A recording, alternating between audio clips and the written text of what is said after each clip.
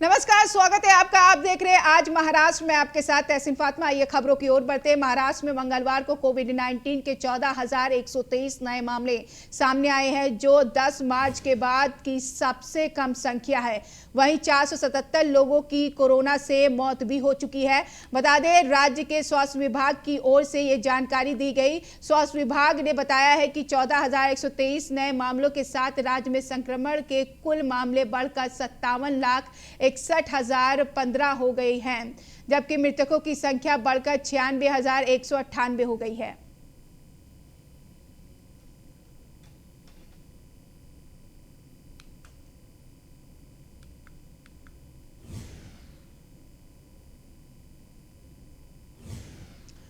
तो महाराष्ट्र सरकार कोविड-19 महामारी का सामना कर रही थी कि एक और चुनौती ठाकरे सरकार के सामने आकर खड़ी हो गई। बता दें आपको, म्यूकॉर्मिकोस यानी ब्लैक फंगस के मामले तेजी से बढ़ रहे हैं और इसके उपचार के लिए लग रहे इंफोटेरिसिन बी इंजेक्शन की कमी से महाराष्ट्र जूझ रहा है, जो इस बीमारी के इलाज के लिए आवश्यक एक एंटी फंगल दवा है। खाद्य एवं औषधि प्रशासन मंत्री डॉक्टर राजेंद्र शिंगड़े ने जानकारी दी कि राज्य में केवल म्यूकोर्मिकोसिस के मामले में तेजी से वृद्धि चिंता का विषय है, बल्कि इंफोटेरिसिन बी शीशियों की आपूर्ति भी कम है। राज्य की 20,000 शीशियों की मांग के खिलाफ केंद्र के इंफोटेरिसिन बी की 5,900 शीशियों का आवंटन किया है, जो अपर्याप्त है।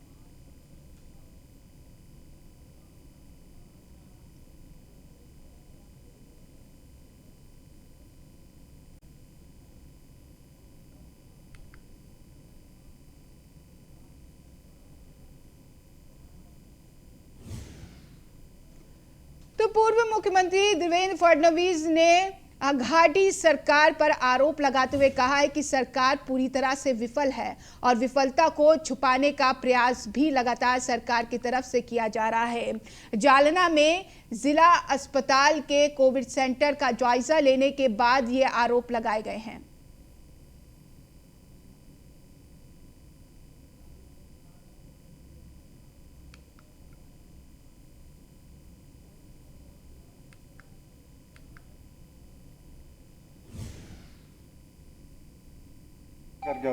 देखिए, वो महाराष्ट्र सरकार जो है वो पूरी तरह से विफल है और अपनी विफलता को छुपाने का प्रयास वो करते हैं। औरंगाबाद में कोरोना महामारी की दूसरी लहर की रोकथाम के लिए ब्रेक द चेन के तहत लगाए गए लॉकडाउन के दौरान नियमों का पालन नहीं करने सख्त कार्रवाई की गई है। दुकानों की सील खोलने को लेकर कामगार उपायुक्त को धमकाने और हंगामा करने के मामले में सांसद इम्तियाज जलील के अलावा 24 अन्य के खिलाफ मामला दर्ज हुआ है।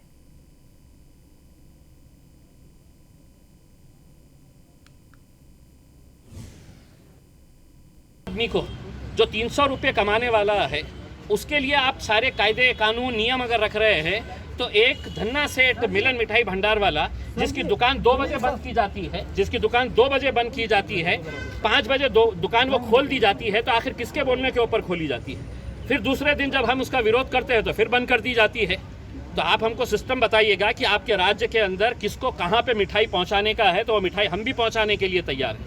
हम रोड के ऊपर खड़े रह के आए तो भीख मांगेंगे लोगों से, लेकिन इसका मतलब ये नहीं है कि गरीबों के लिए अलग कानून बनाएंगे, छोटे व्यापारियों के लिए अलग कानून रहेगा और बड़े लोगों के लिए अलग कानून रहेगा। इसका उधर जालना में केंद्र सरकार ने 80 करोड़ लोगों को 2 रुपए किलो गेहूं और 3 रुपए किलो चावल फूड सिक्योरिटी के तहत दिया जाता है। केंद्रीय राज्य मंत्री राव साहेब दानवे ने कहा है कि लॉकडाउन के दौरान सरकार ने गांव-गांव मुफ्त में अनाज दिया है। राज्य सरकार ने गरीबों को मुफ्त में अनाज दे सकती है।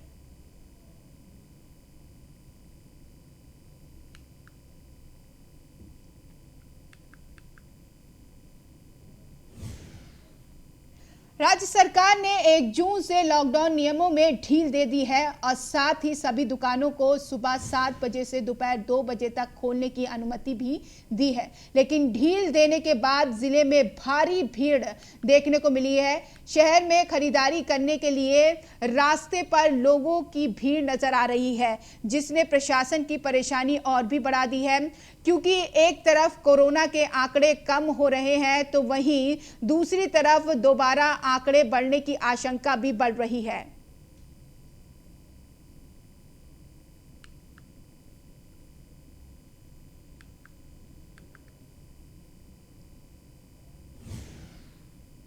तो पालघर जिले में एक हैरान करने वाला मामला सामने आया है, जहां एक निजी अस्पताल में पैदा हुए 15 घंटे का नवजात कोरोना पॉजिटिव पाया गया, जबकि बच्चे की मां की कोविड रिपोर्ट नेगेटिव आई है। पालघर जिले के आरोग्य अधिकारी दयानंद सूर्यवंशी ने बताया है कि नवजात शिशु में कोरोना लक्षण दिखाई देने पर एंटीजन टेस्ट किया गया था, जिसकी रिपोर्ट पॉजिटिव आई है। हैरानी की बात है कि नवजात की मां का RT-PCR टेस्ट कराया गया तो रिपोर्ट नेगेटिव आई है। बता दें, महाराष्ट्र में ये पहला केस सामने आया है।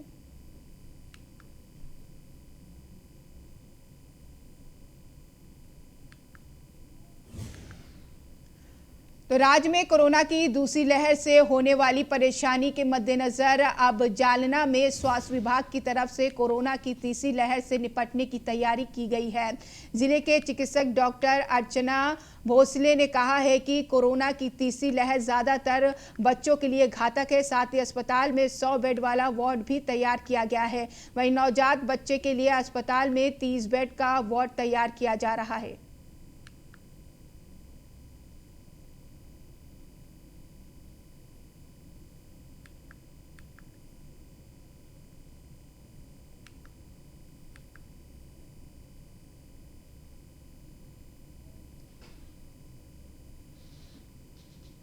हो रहा है तो वो तीसरी लाट ज्यादा तो बच्चों को मीन्स उसमें इंक्लूड हो सकते हैं, तो वो सब देख के हम पूरी तैयारी हमारी हो चुकी है। उसके लिए हम district task force of paediatrician ये भी बनाई है बाल रोग तज्ञ की, और उनकी वो टास्क फोर्स वो जो है तो वो सब उसमें क्या क्या करना चाहिए, कौन सी तैयारी करनी चाहिए, कौन से मेडिसिन रखना है, कौन से इंस्ट्रूमेंट इक्विपमेंट लगने वाले हैं, इसकी पूरी तैयारी, और वो नहीं होना, बच्चे सफर नहीं हो। तो परभणी में विपक्षी नेता देवेंद्र फडणवीस ने कोविड सेंटर का दौरा किया। उन्होंने शहर में नए जिला परिषद भवन में चल रहे पुलिस केंद्र का भी निरीक्षण किया। साथ ही हवा में ऑक्सीजन उत्पन्न करने वाली परियोजनाओं का भी फडणवीस ने निरीक्षण किया। हालांकि इस दौरे के दौरान बीजेपी कार्यकर्ताओं की भीड़ ने सोशल डिस्टेंसिंग की जमकर धज्जियां उड़ा दी और इससे संक्रमण फैलने की आशंका भी बढ़ गई है।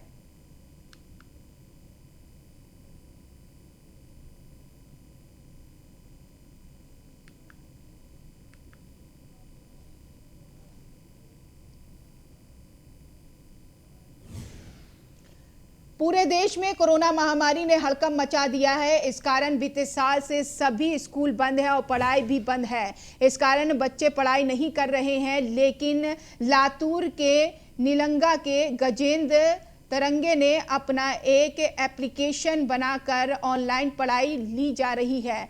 श्री कोचिंग क्लासेस ने पॉकेट स्टडी नामक एक एप्लीकेशन तैयार किया है। उससे विद्यार्थी ऑनलाइन या ऑफलाइन भी पढ़ाई कर सकते हैं, क्योंकि इस ऐप में माध्यमिक शिक्षा से लेकर उच्च शिक्षा के क्लास लिए जाते हैं।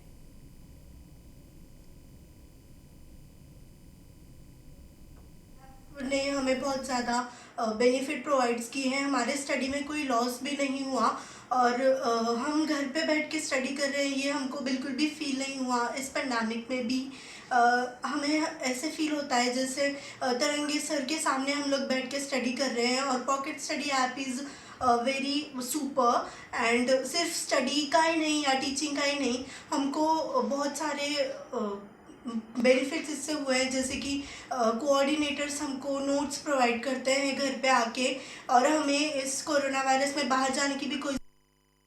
ग्रामीण देहाती जो स्टूडेंट है जिनके लिए ये ऑनलाइन शिक्षा बहुत ही परेशान करने वाली चीज़ थी कि उनको कैसा करें, कब कैसा उन तक पहुँचे, तो हमने हमारे पॉकेट स्टडी ऐप से हम ग्रामीण भाग में, देहाती में जाके कम फीस में, सिर्फ हमारे मेंटेनेंस चार्जेस से हम हमारे कोऑर्डिनेटर के माध्यम से उनके घर में जाकर उनको नोट्स, असाइनमेंट, एग्जाम के पेपर चेक करके दिए। और जो लातूर, उस्मानाबाद जिले के बाहर जो विद्यार्थी है उनको हमने स्पीड पोस्ट चेकर। तो कुंडलिका नदी रायगढ़ में रोहा तालुका में नवे नौखर सोनखर से बहती है। ये क्षेत्र एक नाला है और गांव के मछुआरे अपनी आजीविका के लिए मछली पकड़ते हैं, लेकिन लगातार रेत निकालने के कारण यहां पर गहरे समूह बनते हैं। रेत के अवैध टीलों से मछली पकड़ रहे मछुआरे परेशान हैं। बता दें आपको, नतीजतन मछुआरों ने अवैध रेत माफिया पर नाराजगी व्यक्त की है। ग्रामीणों ने रेत निकालना बंद करने की मांग की है।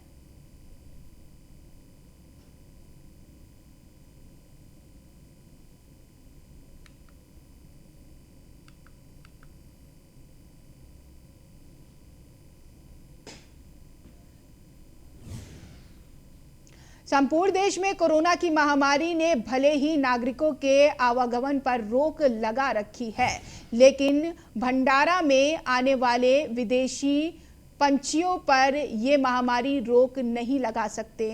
भंडारा जिले के तुमसर तहसील स्थित नकाडो गरी वन रिजर्व के असल पानी झील में इन दिनों विदेशी पक्षियों का जमावड़ा लगा हुआ है, जिसके चलते पंछी प्रेमी इस तालाब की ओर आकर्षित होते नजर आ रहे हैं। विदेश से आए मेहमान पंछियों में कई दुर्लभ पंछियां आकर्षण का केंद्र बने हैं।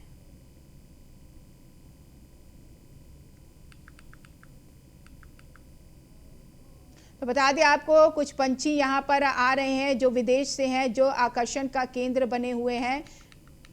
भंडारा जिले के तुमसर तहसील स्थित नकाडो गरी वन रिजर्व के असल पानी झील में इन दिनों विदेशी पंछियों का जमावड़ा लगा हुआ है, जिसके चलते पंछी प्रेमी इस तालाब की ओर आकर्षित होते नजर आ रहे हैं। विदेश से आए मेहमान पंछियों में कई दुर्लभ पंछियां आकर्षण का केंद्र बने हुए हैं।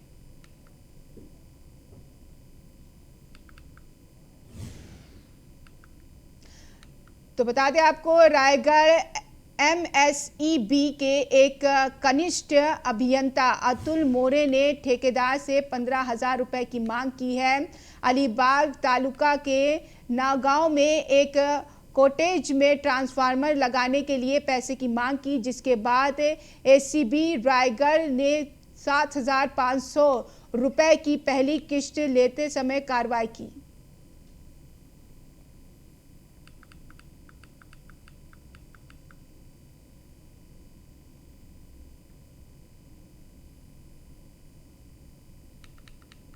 तो रायगढ़ MSEB के एक कनिष्ठ अभियंता अतुल मोरे ने ठेकेदार से 15,000 रुपए की मांग की है। अलीबाग तालुका के नागांव में एक कॉटेज में ट्रांसफार्मर लगाने के लिए पैसे की मांग की, जिसके बाद ACB रायगढ़ ने 7,500 रुपए की पहली किस्त लेते समय कार्रवाई की।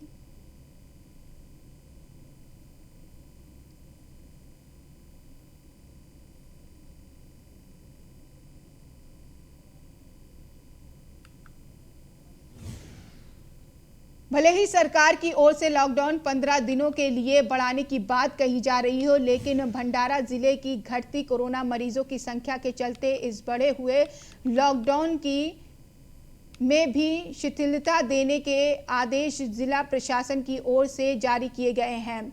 अब तक जिन दुकानों को सुबह 7 से 11 बजे तक खोले रखने का आदेश दिया गया था, वो दुकानें अब दोपहर 2 बजे तक खुले रखने की बात नए आदेश में कही गई है। लेकिन इस बीच 12 मई को जारी ब्रेक द चेन के नियमों के पालन करने होंगे।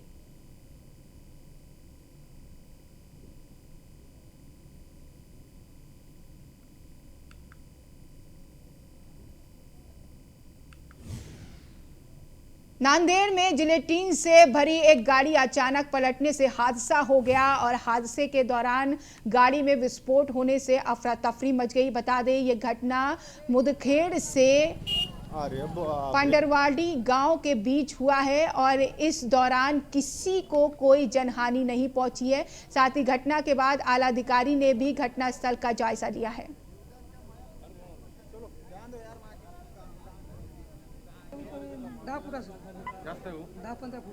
तो गाड़ी पलटने से भयंकर विस्फोट हुआ। जिलेटिन से भरी ये गाड़ी थी, अचानक से पलट गई और विस्फोट हो गया।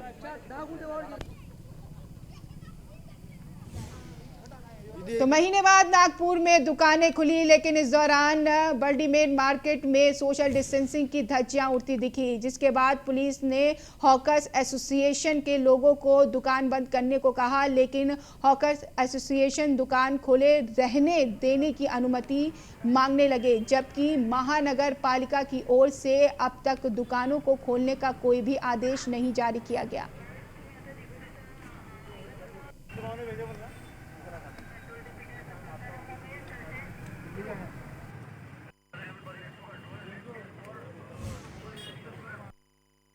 दिन था, हमने सबको वार्निंग दिया है, अवेयरनेस कर रहे हैं टाइम पे बंद करने के लिए। अभी आज से अगर टाइम पे जो बंद नहीं करेंगे तो उनके ऊपर हम एनएमसी के साथ में मिलकर कार्रवाई करेंगे। सर, फुटपाथ की भी दुकान का थोड़ा कंफ्यूजन चल रहा है, उनको भी यहाँ पर बैठने के लिए जगह होना, इस बारे में भी कुछ उनके निवेदन आपसे बात हुई? वो लोग भी आए थे कि हॉकर्स को भी परमिशन दिया है, वो ऑर्डर में कुछ कंफ्यूजन है, जिसके लिए हमने भी उनको मीटिंग बुलाया है और एनएमसी के माध्यम से जो भी है इसके ऊपर रास्ता निकालने का कोशिश। और यहाँ पर सरकार के बीच में जिस तरह से अभी फिलहाल कंफ्यूजन चल रहा है, हॉकर्स यूनियन के सभी पदाधिकारी अभी फिलहाल यहाँ के पीआई साहब से विनती की है कि हॉकर्स को भी यहाँ पर दुकानों को शुरू करने की अनुमति दी गई, लेकिन अभी फिलहाल यहाँ पर जिस तरह से देखा जा रहा है कि ये पूरी चीज़ें अभी फिलहाल कई तरह कंफ्यूजन के तौर पर जा रही है। और अभी हम लोग ने जायजा यहाँ पर लिया है कि ये पूरा जो बर्डी का नागपुर का मेन बर्डी का इलाका है, जिस पर अभी फिलहाल पुलिस विभाग ने सभी दुकानों पर यहाँ पर सर्च किया है और दुकानों को वार्निंग देकर यहाँ पर सोशल डिस्टेंस सैनिटाइज का यहाँ पर ऊपर किया। यहाँ के पीआई साहब, थानेदार साहब ने कहा है कि अगर 2 बजे के बाद में अगर किसी भी दुकान खुली होती है तो उस दुकान पर हम लोग। चलिए बढ़ेंगे आगे। नांदेड़ में रेल मंडल से चलने वाली अनेक ट्रेनों को रद्द कर दिया गया है। राज्य में लागू लॉकडाउन के चलते और कम यात्रियों की वजह से ट्रेनें रद्द हुई हैं। औरंगाबाद नांदेड़ के बीच चलने वाली ट्रेन 7 जून से 14 जून तक रद्द की गई है, जबकि नांदेड़ से औरंगाबाद के बीच चलने वाली ट्रेन 4 से 11 जून तक रद्द की गई है। इसी के साथ कई ट्रेनों को पूरी तरह से रद्द कर दिया गया है। ऐसी जानकारी रेल विभाग के जनसंपर्क विभाग की ओर से दी गई है।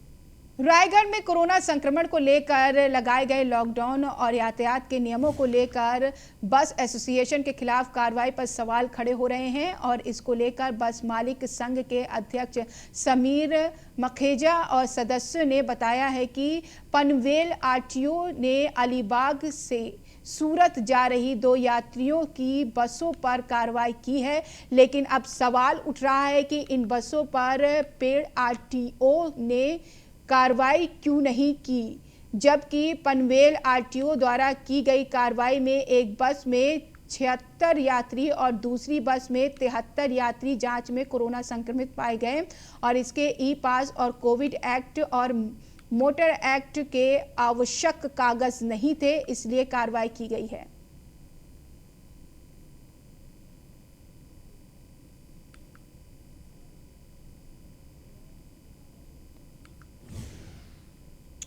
तो वेजापुर तालुका की गोदावरी नदी बेसिन में रेत माफिया बिना किसी डर के अवैध रूप से रेत का अवैध खनन कर रहे हैं और प्रशासन इस पर कोई कार्रवाई नहीं कर रहा है। प्रशासन माफियाओं को रोकने के बजाय बिल्कुल खामोश है। राजस्व अधिकारी पिछले कुछ दिनों से कोरोना संक्रमण को लेकर व्यस्त हैं। इस बीच मौके का फायदा उठाकर बालू माफिया सक्रिय हो गए हैं। बता दें, दिन रात सैकड़ों वाहनों का अवैध रूप से उपयोग भी किया जा रहा है, लेकिन पुलिस प्रशासन ने मामले में चुप्पी साध रखी है।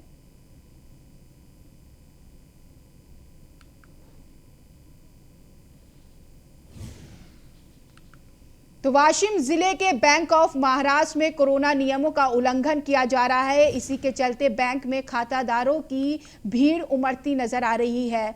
पीएम किसान योजना और फसल बीमा योजना के पैसे के लिए किसानों को बैंक के मैनेजर तहसील कार्यालय में भेजा जा रहा है। मामले में मैनेजर की भी कुछ खास प्रतिक्रिया नहीं मिल रही है, जिसके चलते वरिष्ठ स्तर पर उपाय योजना करने की भी जरूरत है।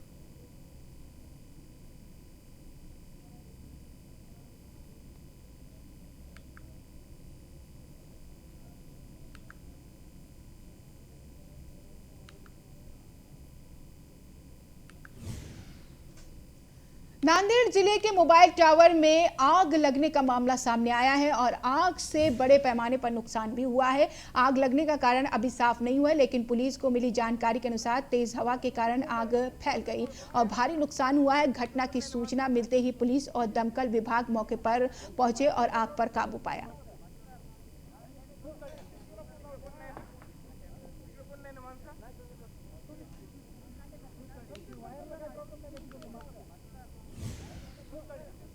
अमरावती के मेलघाट जंगल से आपत्तिजनक हालत में लाश बरामद हुई है। वन विभाग के वन रक्षक और 2 सहकारी जंगल के परिसर की सीमा पर नाले का पानी देखने गए थे। इस दौरान उन्हें ये लाश बरामद हुई है। वहीं लाश की शिनाख्त अब तक नहीं हो पाई है और पुलिस की तरफ से जांच जारी है। बता दें, पुलिस ने लाश का पंचनामा किया, डॉक्टर ने पोस्टमार्टम कर अंतिम संस्कार किया।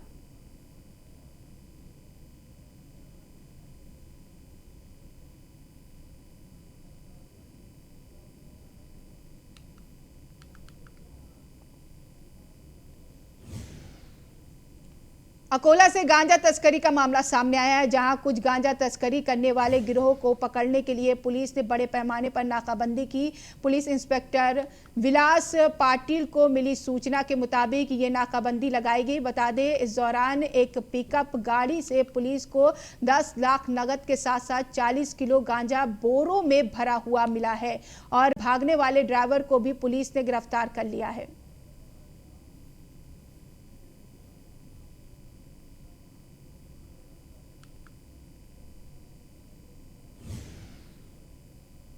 हिंगोली के औंढा तहसील में मौसम बदलते हुए नजर आ रहे हैं। तेज हवा और बादलों की गड़गड़ाहट के साथ अचानक जोरदार बारिश हुई। शाम करीब 5:30 बजे तेज से तूफान आया, जिसमें गांव के लगभग 250 घरों के टीन हवा में उड़ गए। बता दें, जहां कोई बड़ा हादसा होने से टल गया है, 2-4 लोग मामूली जख्मी हुए हैं।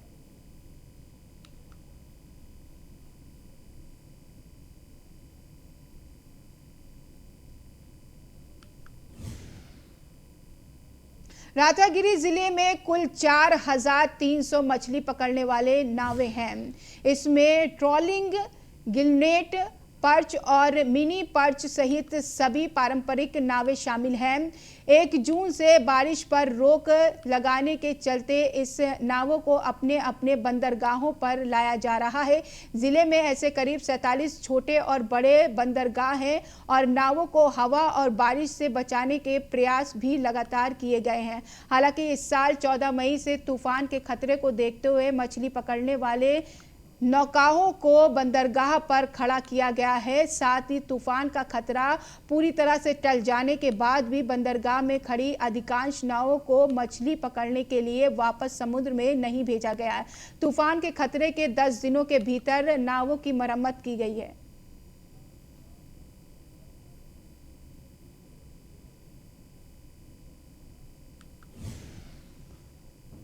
तो कोरोना काल के दौरान जहां सब कुछ लॉक था, एक आवश्यक सेवा के रूप में आपके घरों में रसोई गैस पहुंचाने के लिए कई लोगों के साथ संपर्क में रहने वाले गैस कर्मियों को अभी तक टीका नहीं लगाया गया है। घर में गैस बांटने वाले कर्मचारियों का टीकाकरण करने में प्रशासन की ओर से अनदेखी की गई।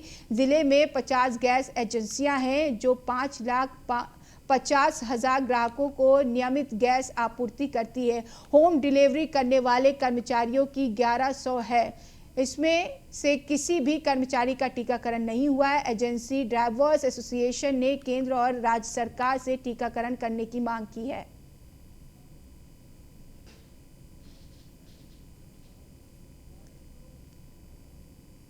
घरों घर में जाके डिलीवरी करते, मगर हमारे को अभी वैक्सीन नहीं मिली। हमारे बच्चे हैं, हमारा परिवार है और हम दूसरे का भी देखते हैं, हमारे भी देखते हैं, मगर अभी तक हमारे को शासन ने वैक्सीन नहीं दी है। तो हमारे को वैक्सीन जल्द से जल्द दिए तो अच्छा होगा। घरों घर में यहाँ पे हमारा पास 35 से 40 का स्टाफ है पूरा। दिन भर में हज़ारों सिलेंडर यहाँ से वाटअप के लिए जाता है। तो अभी हमारा गवर्नमेंट के लिए हमने अप्लाई भी किया, गवर्नमेंट के पास अप्लाई भी किया था वैक्सीनेशन के लिए, तो अभी तक वो मंजूरी। और फिलहाल इस बुलेटिन में इतना ही। नमस्कार।